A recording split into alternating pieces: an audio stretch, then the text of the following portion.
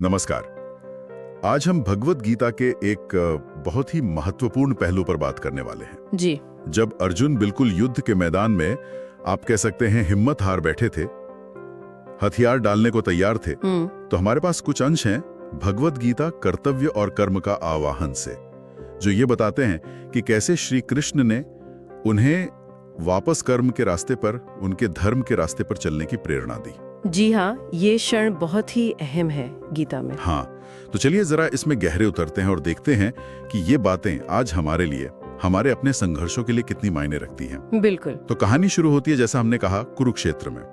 अर्जुन अपने ही लोगों को सामने देखकर एकदम विचलित हो जाते हैं। हाँ, उनका मोह जाग उठता है, वो हथियार रख देते हैं। बिल्कुल।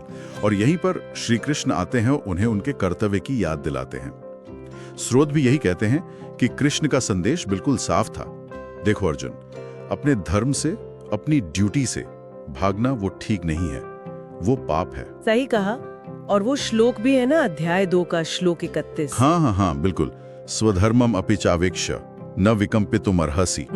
धर्म्याद्धि युद्धात् श्रेयोन्यत् क्षत्रियस्य न विद्यते। मतलब अपने धर्म को देखो, उसमें कोई कंफ्यूजन मत रखो। एक क्षत्रिय के लिए धर्म के अनुसार युद्ध करने से बेहतर और कुछ नहीं है। तो तुम्हें हिलना नहीं चाहिए, घबराना नहीं चाहिए। और ये स्वधर्म वाली बात जो है, मतलब ये सिर्फ अर्जुन के लिए या क्षत्रिय होने तक ही सीमित नहीं है, ये स्रोत भी इसी तरफ इशारा करते हैं। अच्छा। हाँ, ये हम सब पर लागू होती है। हम सबके अपने अपने कुरुक्षेत्र हैं, अपनी लड़ाइयाँ है रोज की। हाँ। काम की जगह पर, घर पर, बिल्कुल। या कई बार तो अपने मन के अंदर ही इतने संघर्ष चलते रहते हैं। तो गीता का जो सार है, जैसा ये स्रोत बताते हैं, वो यही है कि इन जिम्मेदारियों से, अपने हिस्से के काम से मुंह मोड़ना वो सही रास्ता नहीं है। सही कहा। और ये बात भी दिलचस्प है कि स्रोत कैसे इस विचार को आगे बढ़ाते हैं। सिर्फ ये नहीं कि कर्तव्य करो, बल्कि क्यों करो। श्री कृष्ण तो साफ कहते हैं, और स्रोत भी यही दिखाते हैं कि भाई कर्म से पीछे हटना तो असल में जीवन से ही हार मान लेना है। हाँ। भावनाएं तो आएंगी जाएंगी, दुख होगा, मोह होगा, कंफ्यूजन होगा, लेकिन कर्म नहीं रुकना चाहिए, वो चलते रहना चाहिए। बिल्कुल। अपना जो नियत कर्म है वो करते रहना ही मतलब जीवन का आधार है। और ये कर्म करना कैसे है, ये भी उतना ही जरूरी है। हाँ, ये भी है। स्रोत इस पर भी जोर देते हैं कि कर्म को बस एक बोझ समझकर नहीं करना है, पूरी निष्ठा से, पूरी लगन से किया गया काम ही असल में मायने रखता है। निष्ठा से मतलब पूरी ईमानदारी और फोकस के साथ। जी। और जब हम अपनी जिम्मेदारी को, चाहे वो छोटी लगे या बड़ी, उसे पूरी तरह से ईश्वर को समर्पित करके, मतलब एक तरह से अर्पण के भाव से, पूरे मन से करते हैं, तो फिर वो कर्म सिर्फ कर्म नहीं रह जाता।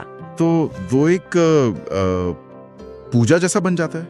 ये तो काफी गहरी बात है। क्या स्रोत इस पर कुछ और बताते हैं कि ये समर्पण वाला भाव कैसे लाएं, खासकर तब जब काम मुश्किल हो या मन ना लग रहा हो? हाँ बिल्कुल।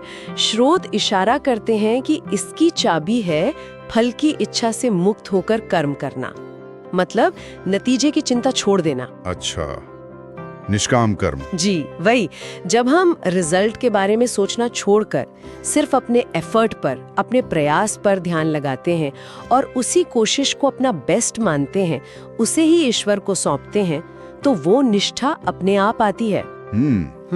यही समर्पण का भाव है जो साधारण से काम को भी खास बना देता है, उसे एक तरह का आध्यात्मिक अभ्यास बना देता है।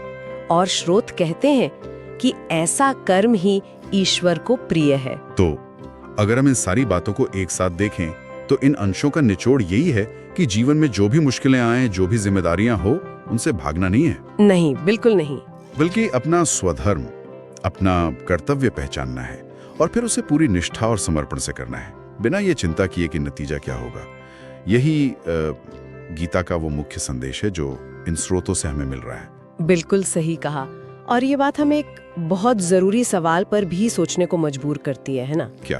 कि आज के समय में जब चीजें इतनी जटिल हैं, हमारी भूमिकाएं, हमारी जिम्मेदारियां वो कई बार साफ नहीं होती या आपस में टकराती हुई सी लगती हैं। हाँ, ये तो होता है। तो ऐसे में कोई अपने असली स्वधर्म को कैसे पहचाने?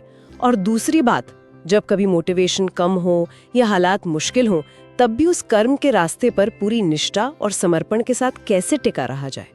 ये वाकई सोचने वाली बात है। हाँ, ये सवाल सिर्फ किताबी नहीं है, ये असल में गीता के ज्ञान को अपने रोजमर्रा के जीवन में उतारने की तरफ एक जरूरी कदम है, एक चिंतन है जिस पर हम सबको शायद सोचना चाहिए।